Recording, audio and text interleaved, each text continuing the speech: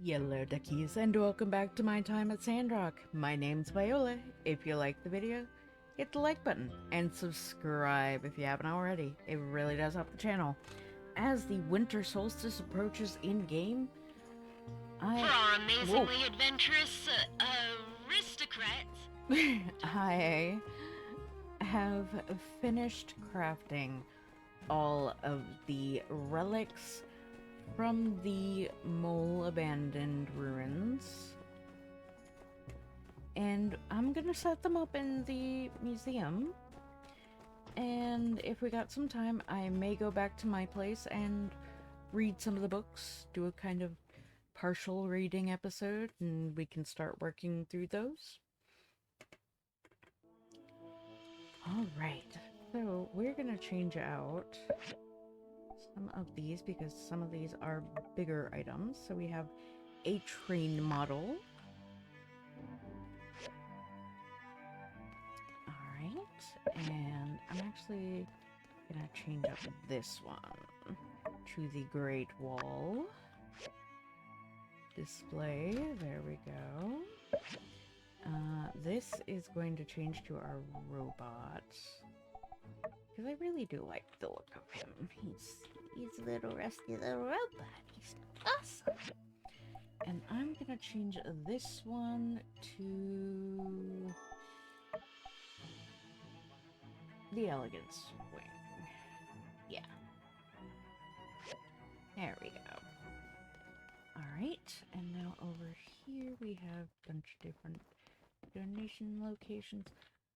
Let's see if there's... Yes, we have one that can fit on our smalls, so we're going to set the floating galaxy here. There's quite a description for it if you guys want to pause and read or anything like that. I don't want to read it out since I'm going to be using my voice quite a bit soon enough. I do still need to make another vintage pistol to put in for donation, as you guys can see. I don't know if I have any empty spots upstairs that I could put things. Oh, it looks like I have... No, that one isn't updated. Okay. I like that one. Nope, that's for large. Let's change this up. Alright, so let's change this to the Terracotta Army Soldier.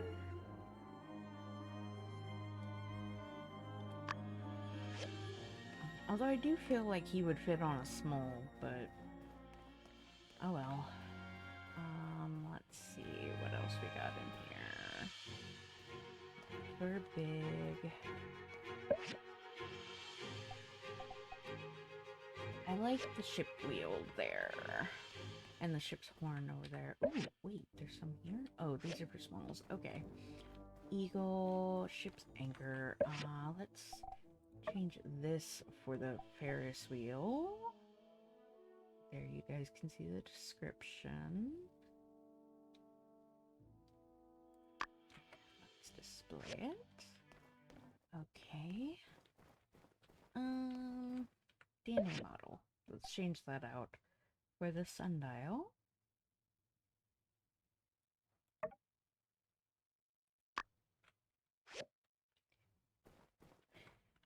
And let's change this guy out for the stone painting.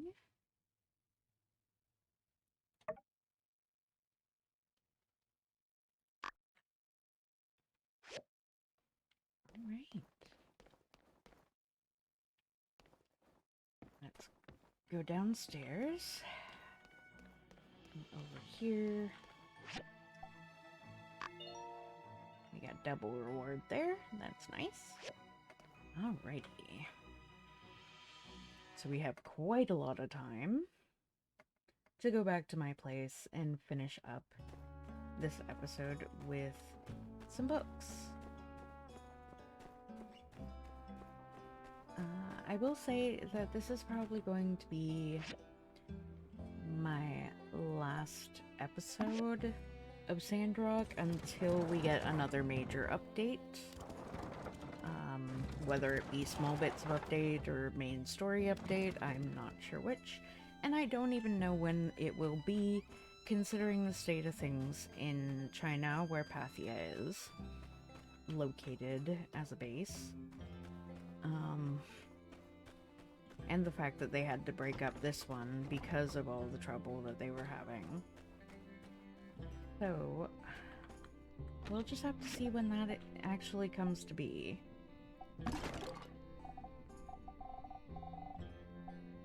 Which is perfectly fine. I know I'm going to probably miss the game a bit, but I have noticed that every so often I do need a break from Sandrock. It can be quite a lot. There's a lot going on, and there's a lot to it. Just opening up all my things that I got. I got a gravity motor, that's nice. Okay. Let's see here. Not that one. Here we go. So I think we read those two.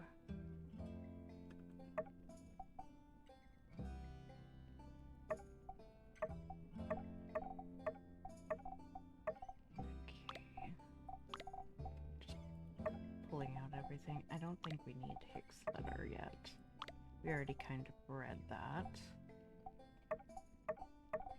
And the growing guide is more for us. Alright. So let's look at our inventory now. We have a bunch of books. That was Grace's thesis, even though she's not a real student, as we know by now. For many years, hobbyists and professors alike have been puzzled by the old world obsession of packing a bunch of people into a room with AIs and computers and forcing them to sit still for hours on end.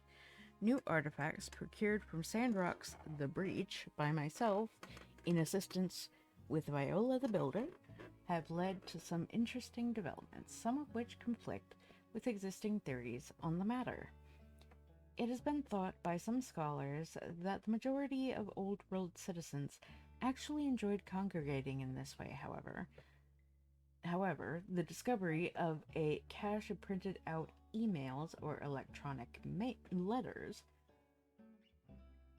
from the breach suggests that this may not be the case. Dankosaurus827 at pair.net. Dude, how is it only Wednesday? I'm so sick of these TPS reports. Bob the Cool at pair.net. I know, right? Yo, have you heard the new Gramo Fire straight fire, my guy? Dankosaurus827 at pair.net. Yeah, I've been cranking it all day. Don't get anything done. Lol. Basically playing hooky. Dankosaurus827, Bob the Cool. Exchange between Dankosaurus827 and Bob the Cool. Okay, yeah, that's referencing. Cross-examined with non-biodegradable posters.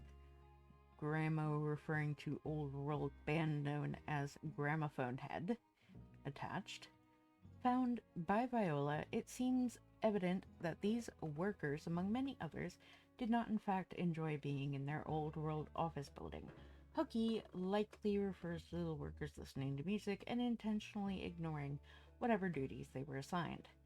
I submit to the Atari University History Council my thesis and eagerly await feedback. Okay, so that's that one done. I do not know how to pronounce this. Zhao Hong Shu, I think. Oh. Plant seeds with your friend.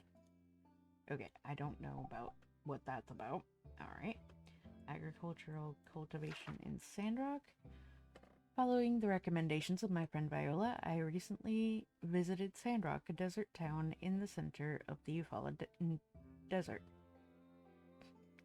The town taught me many new things regarding planting techniques, and I believe they may be topics for long term research. 1. Introduction to Sandrock. Sandrock has been facing ecological changes, ecological, whichever one you want to pronounce it as, and disasters for many years. The high temperatures, the dry climate, the water shortage, and the sandstorms are but some of the issues faced regularly.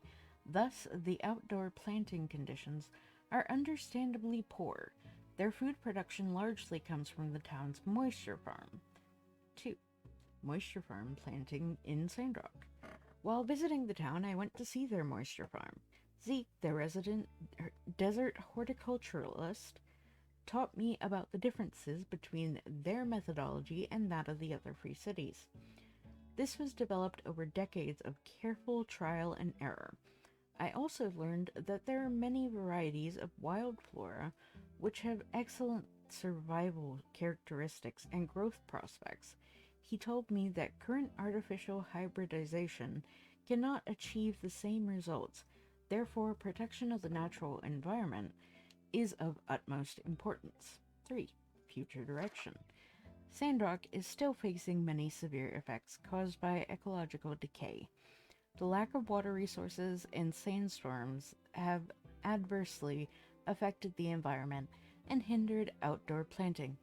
Therefore, further cultivation of hybridized projects as well as efforts towards improving Sandrock's environment may forge the direction for the future of Sandrock. Nia, Highland Botany Institute. Right? Captain's log from the shipwrecked ruins. Spring 5th, Common Era 279. Well, let's get this started, eh? Log in. Wait, oh, here it is. Oh, it's already transcribing. We've just left port, shipping supplies and another batch of blue algae to Giegler cores under Lab 7. Everything's fine. Got some new recruits for this trip. Kath is dealing with it real good. She'll make a great captain someday soon. What else? Oh yeah, there's talk that the Commonwealth and the Republic are gonna come to blows over the proliferation of living AI usage in the military or something like that. Who knows? I kinda like using living AIs. Unlike people, they always respect you. But what do I know? I'm just a sailor. I just hope all this blows over quickly. There hasn't been a real war in over 100 years. Let's not break that streak now. Spring 9th, Common Era 279. It started this morning. I don't know. I think I'll keep talking to you to keep my wits about me. We were just a few more nautical leagues away from Lab 7 when it happened. The instrument suddenly went crazy and we felt several strong impacts around the ship. Ugh. So it did come to blows. We're still trying to figure out what transpired. Whatever happened, happened fast. We figure it's antimatter and graviton weapons or some aliens attacked us. Whatever the case, the ocean floor rose and now our ship's on the surface. All communications down. There are lots of interference out there. What the hell? Who the heck ordered this? This is insanity. I'm keeping the crew motivated, but it's hard to do when the world's gone to hell. Spring 10th, Common Era 279. Still no communications from HQ or Lab 7. We don't know if this war is local or global. We don't know. We don't know a lot of things. The sky's getting darker. We observed some lights in the distance. Probably other survivors. Kath decided to lead a group of crew to check out the closest city. See if we can meet up with some. Pretty much everyone volunteered to go, but she only took 20. I had the rest inventory our supplies. We have enough to last us half a year, maybe a full year if we ration. I'm just sitting here all day staring at the comm, hoping to gather any info on what happened. When I drift off, I dreamt of Liz and our boys. I wish they're with me right now. You don't need to record this part. Spring 15th. Comnera 279. It's been 5 days since Kath's team set off. We haven't received a single word back. More crew left, some in groups, some on their own. I told them all to stay and wait. Someone will come looking for us. Someone has to be looking. But they didn't listen. Now there are only 3 of us on the ship. At least that's what the computer says. I haven't seen anyone else since a couple days ago.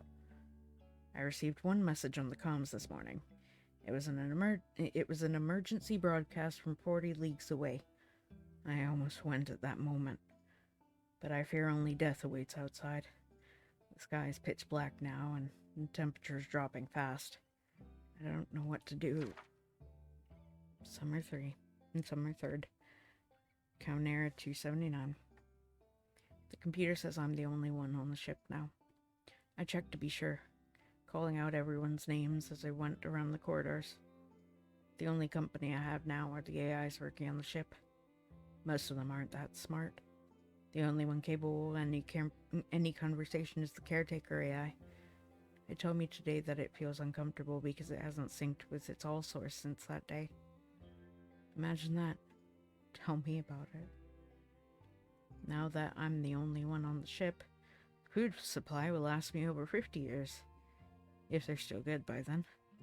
Maybe the sun will be out by that time. Yeah. Gosh, I wish I could see the sun right now. I've been watching a lot of entertainment vids, since I have nothing else to do. I also watched vids of Liz when she was healthy, and it's tough. I don't know why I'm still making this. This is sad. Winter 28th. Comnera 279. It's the last day of this terrible year. I suppose I should say something. I've been all alone since summer. No one's come to the ship. Several times I packed and was standing by the departure door, but I couldn't do it. Liz's last words always held me back. She told me to live until I'm old, for the both of us. Now I've settled into a routine. Get up at 7, have some coffee, which doesn't taste as great as it used to, check the plants in the hydroponics room, eat lunch and talk with Polly the caretaker, who tells some magnificent jokes, read books or watch vids, exercise, eat dinner, read more books and send out radio messages, go to sleep at 22 hours sharp. Sometimes I'd break that schedule.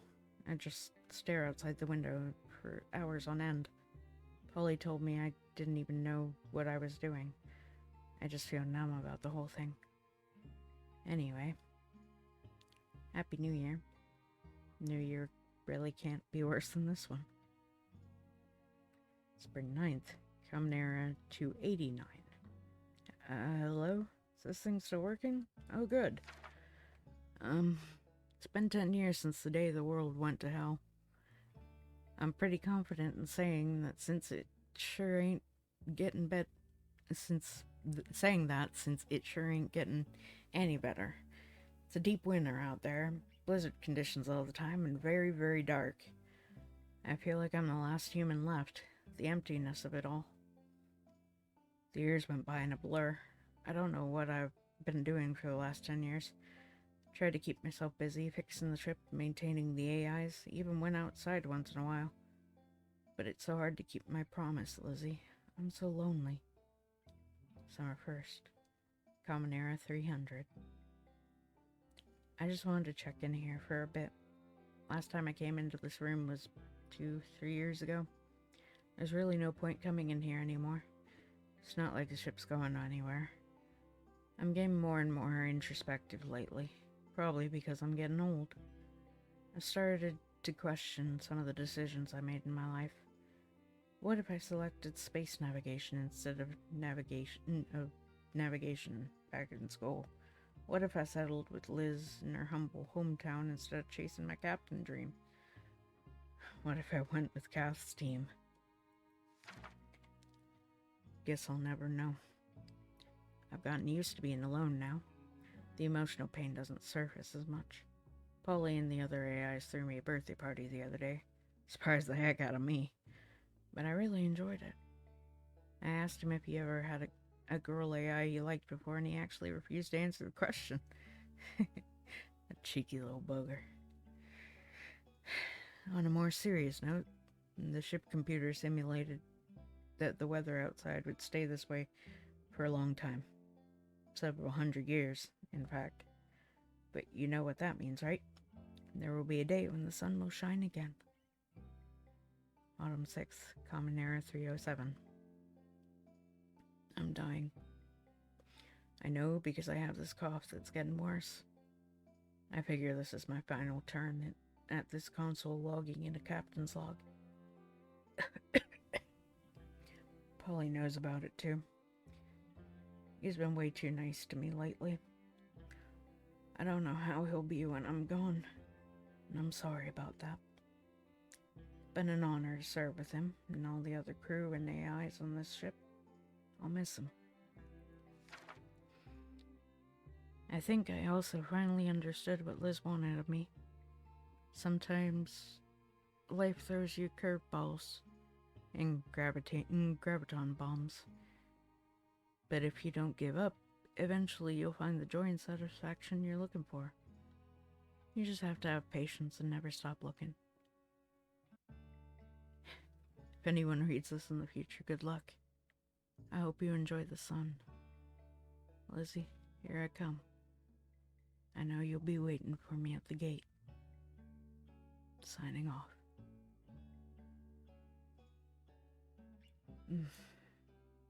Okay. That one was a bit deep. Alright,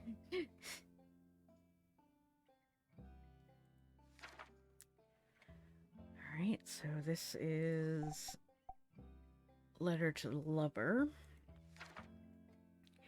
My dear Maria, I hope you're all right on the moon.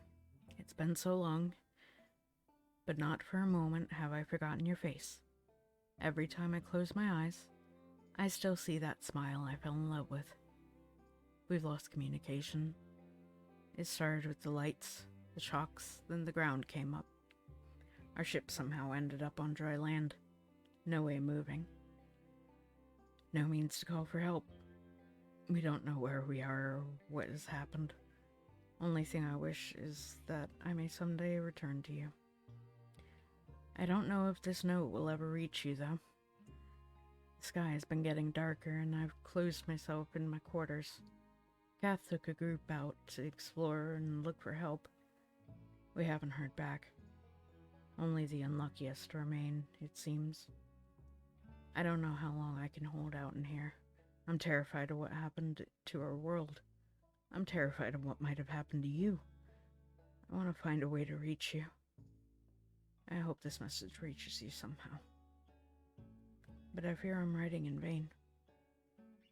If I don't hear back in a week's time, I think I'll try to reach you somehow. I love you. To Boho.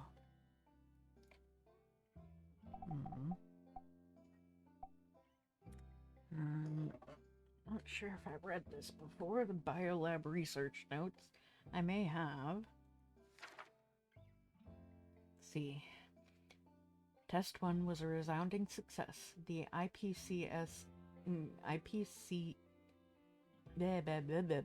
The IPSCs had a positive reaction, and they were accepted by Subject 3A's system.